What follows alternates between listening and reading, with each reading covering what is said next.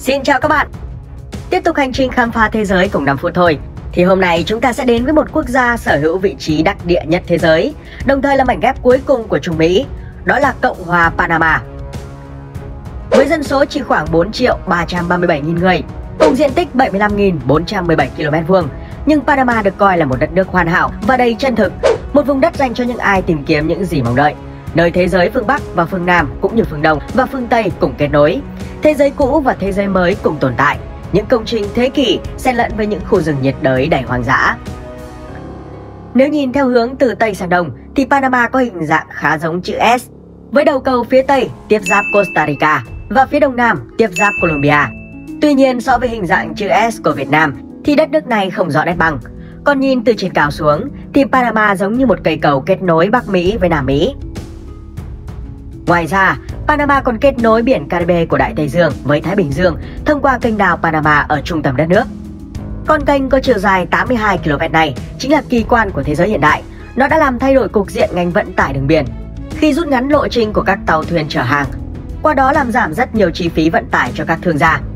Bằng chứng là trước đây, tàu chở hàng phải vượt qua 22.500 km để di chuyển từ New York đến San Francisco. Thì hiện tại, nhờ sự xuất hiện của kênh đào Panama, khoảng cách đó đã được rút ngắn xuống chỉ còn 9.500 km, tức là bằng một nửa so với quãng đường trước đây. Ngoài việc rút ngắn lộ trình và giảm chi phí vận tải hàng hóa, thì kênh đào Panama còn được ví von là con gà đẻ trứng vàng cho đất nước. Nó đem về cho quốc gia Trung Mỹ này hàng tỷ đô la mỗi năm. Tính riêng năm 2020, kênh đào này đã đóng góp 2,66 tỷ USD vào ngân khố quốc gia, chiếm khoảng 5% GDP cả nước. Đây cũng chính là một trong những động lực đưa Panama trở thành nền kinh tế phát triển nhanh nhất ở Mỹ Latin trong thập kỷ qua. Với GDP danh nghĩa năm 2020 của Panama đạt 52,94 tỷ USD, qua đó GDP bình quân đầu người là 12.207 USD. Nếu xét theo sự mua tương đương thì GDP của đất nước này là 115,51 tỷ USD và GDP bình quân đầu người tương đương đạt 26.634 USD. Về thành phần dân tộc và ngôn ngữ, theo điều tra năm 2010 thì 65% dân số Panama là người mang hai dòng máu, bao gồm người mang dòng máu thổ dân châu Mỹ và châu Âu, hay còn gọi là người Mestizo, và người mang dòng máu châu Âu và châu Phi, hay còn gọi là người Mulattos. Nhóm người này chủ yếu tập trung ở các sa-van phía Tây kênh đào và ở miền Trung của đất nước. Người bản địa chiếm 12,3% dân số Panama, bao gồm người Engabe, người Guna, người Embera, người Hunan, người Bribri, người Teribe và người Cobota. Họ thường sống rải rác trong các khu rừng nhiệt đới. Phần lớn đời sống của họ phụ thuộc vào nền nông nghiệp tự cung tự cấp, đánh bắt cá và săn bắt thú rừng. Theo sau là người da đen gốc Phi chiếm 9,2%. Họ chính là hậu duệ của những nô lệ châu Phi trong thời kỳ thuộc địa. Một số khác là hậu duệ của những người da đen được đưa từ Caribe đến Panama trong quá trình xây dựng kênh đào. Ngoài ra, Panama còn có 6,7% dân số là người da trắng. Người Hoa Kỳ sinh sống tại Panama ước tính khoảng 100.000 người. Họ tập trung chủ yếu các khu vực kênh đào và phía đông của thành phố Panama, đóng vai trò quan trọng trong thương mại và công nghiệp của đất nước. Người gốc Á cũng chiếm số lượng đáng kể ở Panama, đặc biệt là người Trung Quốc và Tây Á. Một số ước tính cho rằng có 135.000 người gốc Trung Quốc sinh sống ở đây. Do nằm dưới sự cai trị của Tây Ban Nha trong gần 300 năm, tính từ năm 1538 đến năm 1821, nên Panama chịu ảnh hưởng rất nhiều từ đất nước này, điển hình là về ngôn ngữ, khi mà tiếng Tây Ban Nha vẫn là ngôn ngữ chính thức và chủ yếu ở đây. Tuy nhiên, tiếng Tây Ban Nha ở quốc gia này được gọi là tiếng Tây Ban Nha Panama. Tên gọi có đôi chút khác biệt, nhưng nhìn chung nó liên quan chặt chẽ với tiếng Tây Ban Nha ở các quốc gia khác trong vùng Caribe. Về tôn giáo, đất nước này không có tôn giáo chính thức.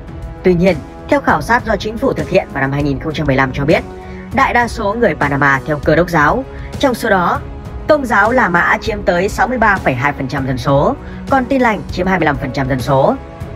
Ngoài ra, Panama còn có một số tôn giáo khác như Nhân chứng Jehovah chiếm 1,4% dân số, Cơ đốc Phục Lâm chiếm 1,3% dân số, Mormons chiếm 0,6% dân số, Phật giáo chiếm 0,4% dân số, Do Thái giáo chiếm 0,1% và các tôn giáo khác chiếm 0,4% dân số. Còn lại là những người không theo tôn giáo chiếm 7,6% dân số. Về hành chính, Panama được chia thành 10 tỉnh và 4 lãnh thổ bản địa ngang cấp tỉnh, đó là Embera, Gunayala, Engabe Bugle, và Nassau Tierde. Thủ đô của quốc gia này là thành phố Panama, nằm trong tỉnh cùng tên, với khoảng 880.000 người sinh sống. Vào ngày 15 tháng 8 năm 1519, nhà thám hiểm người Tây Ban Nha Pedro Arias Davila đã thành lập ra thành phố Panama với chức năng là xuất phát điểm cho một cuộc viễn chinh của người Tây Ban Nha tại Tân Thế Giới và là nơi tập kết vàng khai thác được từ Peru để chuyên chở bằng đường bộ tới hải cảng Portobelo, sau đó đưa về quốc mẫu tại châu Âu. Tuy nhiên, vào năm 1671, thành phố này đã bị cướp biển lừng danh người Anh là Henry Morgan phá hủy sau một trận công kích. Do đó, các quan chức trong thành phố quyết định xây dựng lại một thành phố mới nằm trên bán đảo và có đường hành lang bao quanh, cách địa điểm cũ khoảng 10 km về phía tây nam. Chính vì vậy mà ngày nay, thành phố Panama có 3 khu vực đô thị khác nhau trải rộng trên diện tích 275 km2 với 3 kiểu kiến trúc đặc trưng, bao gồm khu vực thời Columbus, khu vực thời thuộc địa và khu vực hiện đại. Về địa hình, kênh đào Panama ở trung tâm đất nước phân chia Panama thành hai nửa là nửa phía Tây và nửa phía Đông. Ở nửa phía Tây, dãy Tabasara kéo dài từ biên giới Costa Rica đến vùng đất thấp gần kênh đào Panama, tạo thành xương sống cho khu vực. Tại đây có đỉnh núi lửa Baru, cao 3.475 m, là đỉnh cao nhất của đất nước và là nơi duy nhất trên thế giới có thể nhìn thấy cả Đại Tây Dương và Thái Bình Dương cùng một lúc vào những ngày quang đãng. Mặc dù Baru được coi là ngọn núi lửa đã tắt, với đợt phun trào gần đây nhất là khoảng 400 đến 500 năm trước. Tuy nhiên, các địa chấn xảy ra trong thế kỷ 20 với tần suất khoảng 30 năm xảy ra một lần, và một trận động đất diễn ra vào năm 2006 là lời nhắc nhở về hoạt động kiến tạo vẫn tồn tại bên dưới núi lửa và có thể phun trào bất kỳ lúc nào trong tương lai. Ngoài ra, ở phía bắc của dãy Tabasara còn có công viên quốc tế La Amistad. Đây là một khu bảo tồn xuyên biên giới có tổng diện tích lên tới 5.700 km2, trong đó có 2.070 km2 nằm trong lãnh thổ Panama. Phần lớn diện tích của công viên được bao phủ bởi những cánh rừng nhiệt đới ẩm xanh tốt, đồng thời là nơi sinh sống của hàng nghìn loài động thực vật khác nhau. Trong đó có một số loài đặc trưng như báo đốm, báo sư tử, heo vòi và các loài thú ăn kiến. Do địa hình hiểm trở và khó tiếp cận, công viên này là một trong những vùng sinh thái còn nguyên vẹn nhất của Trung Mỹ. Không chỉ mang cho mình vẻ đẹp hoang sơ của thiên nhiên, mà La Amistad còn là nơi lưu giữ nhiều giá trị văn hóa lâu đời của các bộ tộc bản địa với những ngôi làng truyền thống nằm sâu trong những cánh rừng rậm rạp. Khác với sự kỳ vĩ của dãy Tabasara ở phía Tây, phía đông của kênh đào Panama được đặc trưng bởi vùng đất bằng phẳng hơn là Darien Gap. Đây là một trong những nơi có hệ sinh thái đa dạng nhất trên trái đất. Nó bao gồm nhiều dạng địa hình khác nhau, từ vùng thấp ở bờ biển Caribe và biên giới với Colombia đến các vùng đồng bằng ở trung tâm, khu vực đầm lầy ven sông và cả những cánh rừng ngập mặn ven biển Thái Bình Dương. Darien Gap vốn là nơi sinh sống của người dân bản địa trong hàng nghìn năm, nhưng hiện nay đây lại là một trong những vùng tranh chấp gay gắt ở Panama, thậm chí còn được gọi là vũng lầy của chính trị và môi trường. Trong khi chính phủ cho phép việc xây dựng dự án đường cao tốc liên Mỹ đi qua khu vực Darien Gap để mở ra một tuyến đường thương mại hoàn hảo kết nối Bắc, Trung và Nam Mỹ, giúp đất nước giảm được áp lực phụ thuộc vào kênh đào Panama, thì các nhà nghiên cứu môi trường, Bộ Nông nghiệp Hoa Kỳ cùng những người dân sinh sống ở đây lại ra sức phản đối điều này. Lý do là bởi Darien Gap đang sở hữu tới 475 con sông và dòng nước đổ ra Thái Bình Dương và biển Caribe, cùng với hệ sinh thái đầm lầy quan trọng nằm trong biên giới với Colombia. Việc xây dựng đường cao tốc chắc chắn sẽ vô cùng tốn kém và ảnh hưởng nghiêm trọng tới cảnh quan thiên nhiên, phá hủy môi trường sống của nhiều loài động vật. Cùng với đó là làm gia tăng các bệnh truyền nhiễm cho đàn gia súc của người dân ở nơi đây, đặc biệt là bệnh lở mồm long móng đang hoành hành ở Nam Mỹ. Chính vì vậy, kế hoạch xây dựng đã bị gián đoạn và gây ra nhiều tranh chấp gay gắt. Về khí hậu, Panama có khí hậu nhiệt đới nóng ẩm và nhiệt độ trung bình hàng năm của đất nước là 27 độ C. Tuy nhiên, nó có sự khác biệt rõ rệt ở bờ Đại Tây Dương và bờ Thái Bình Dương, nhất là về lượng mưa và sự phân bổ theo mùa. Cụ thể, ở bờ biển Đại Tây Dương, mưa gần như rơi quanh năm và lượng mưa trung bình từ 1.500 đến 3.550 m mỗi năm. Trong khi khu vực Thái Bình Dương thì lượng mưa có sự khác biệt rõ rệt giữa mùa mưa và mùa khô. Lượng mưa trung bình hàng năm chỉ dao động từ 1.140 đến 2.290 mm. Về tài nguyên thiên nhiên và khoáng sản, Panama là một quốc gia giàu tài nguyên, nhưng cũng giống như các quốc gia ở Trung Mỹ khác. Do thành tạo địa chất trẻ, Panama không được hưởng lợi từ các mỏ khoáng sản kim loại lớn. Quốc gia này cũng không có các bể trầm tích nguyên sinh chứa nhiều than đá. Hoạt động của núi lửa và sự phân chia kiến tạo trong kỷ đại tân sinh cũng cản trở sự hình thành dầu mỏ trong khu vực.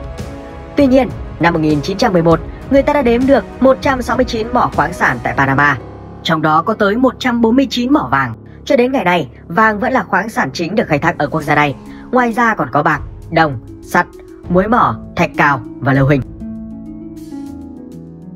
Cuối cùng, để khép lại chương trình hôm nay, hãy cùng 5 phút thôi khám phá thêm một số địa điểm du lịch hấp dẫn ở quốc gia Trung Mỹ này. Đầu tiên là ngôi làng nhỏ Boquete. Được bình chọn là một trong những địa điểm đáng sống nhất khi về hưu. Boquete là một ngôi làng nhỏ nằm cạnh sông Caldera và vùng núi cao nguyên Chiriquí. Nơi đây cũng sở hữu không gian thiên nhiên yên bình, là địa điểm lý tưởng để thư giãn, rũ bỏ mọi căng thẳng sau những chuỗi ngày làm việc vất vả và mệt mỏi. Boquete được bao phủ bởi các đồn điền cà phê và những ngôi nhà có kiến trúc cổ truyền thống. Cảnh sắc xung quanh đã tạo nên một bức tranh thiên nhiên mộc mạc và gần gũi, dễ dàng chiếm trọn tình cảm của du khách. Thành phố cổ Casco Viejo. Nằm ngay bên ngoài thành phố Panama, Casco Viejo mang trong mình một nét đẹp quyến rũ của một thành phố cổ nhất ở châu Mỹ. Đây là nơi bảo tồn các tòa nhà hiện đại đầu tiên của thành phố Panama. Đặc biệt, các con đường trong thành phố được lót bằng gạch đỏ trông rất độc đáo. Và mặc dù theo lối kiến trúc Tây hóa của Tây Ban Nha, nhưng Casco Viejo vẫn giữ được trong mình những nét đẹp lịch sử trường tồn theo thời gian. Năm 1998, thành phố này đã được UNESCO công nhận là di sản thế giới. Quần đảo Bocos del Toro. Đây là một hòn đảo tự nhiên tuyệt đẹp, sở hữu hệ thống thảm thực vật phong phú và đa dạng. Bao quanh đảo là dòng nước biển trong xanh màu ngọc bích. Điểm vào đó là những ngôi nhà chòi mọc lên giữa biển, tạo nên điểm nhấn đặc sắc cho Bocas del Toro. Đến đây, du khách có thể trải nghiệm những hoạt động khám phá thiên nhiên kỳ thú như du lịch sinh thái, tắm biển, lặn ngắm san hô và thưởng thức nhiều món ăn đặc sản thơm ngon, độc đáo. Bên cạnh đó, bạn có thể tham quan một số địa điểm khác như nông trường cacao La Loma, bảo tàng Biomuseo, công viên biển quốc gia Isla Bastimentos, khu rừng thiên nhiên trong lòng thành phố Metropolitano, viện nghiên cứu Smithsonian. Vậy là chúng ta đã khép lại hành trình khám phá đất nước Panama. Các bạn thấy quốc gia này như thế nào? Hãy để lại suy nghĩ dưới phần bình luận cho 5 phút thôi mà mọi người cùng biết nha. Xin chào và hẹn gặp lại các bạn trong những video tiếp theo.